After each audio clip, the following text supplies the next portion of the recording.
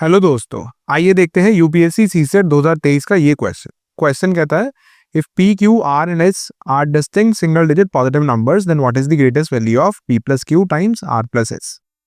Option है 230, 225, 224 और 221। ठीक है, तो क्या है पी क्यू आर एस? सारे सिंगल डिजिट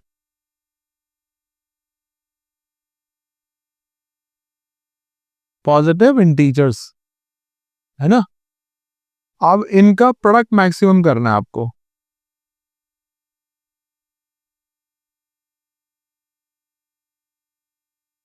एक चीज तो समझ में आ रही है कि प्रोडक्ट मैक्सिमम है, तो ये बड़े से बड़े नंबर लेने पड़ेंगे सारे।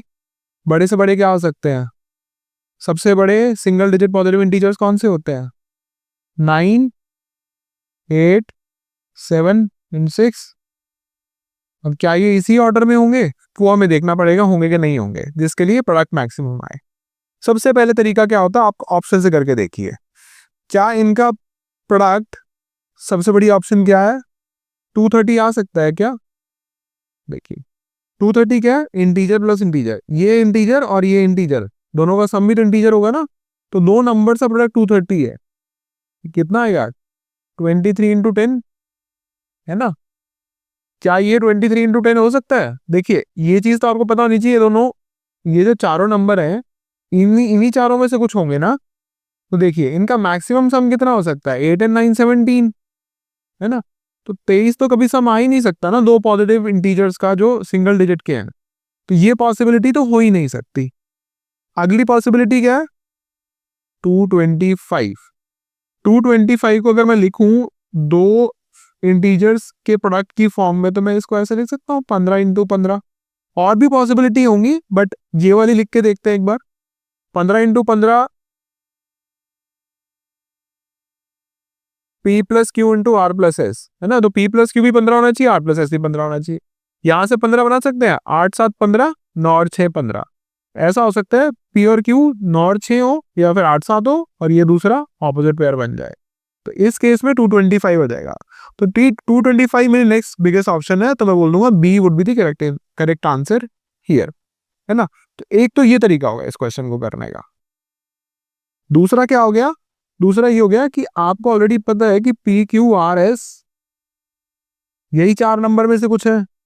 आप देखिए दो गिवन नंबर्स का प्रोडक्ट मैक्सिमम कब होता है ना। प्रोडक्ट मैक्सिमम कब होता है?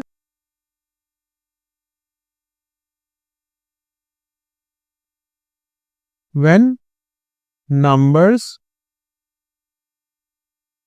आर इक्वल, है ना। अगर सम कांस्टेंट है,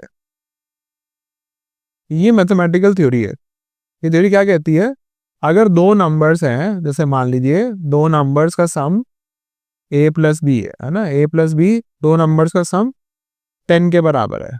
तो इनका प्रोडक्ट मैक्सिमम कब होगा? जैसे 1 और 9, 2 और 8, 3 और 7, 4 और 6, 5 और 5 एंड सो ऑन, है ना। बहुत पॉसिबिलिटी है।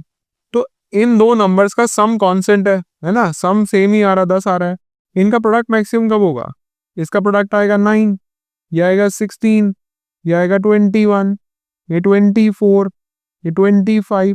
तो प्रोडक्ट बढ़ता जा रहा है जैसे जैसे आप नंबर्स को एक दूसरे के पास लाए जा रहे हैं। और मैक्सिमम कब हुआ? जब ये दोनों बराबर हो गए नंबर।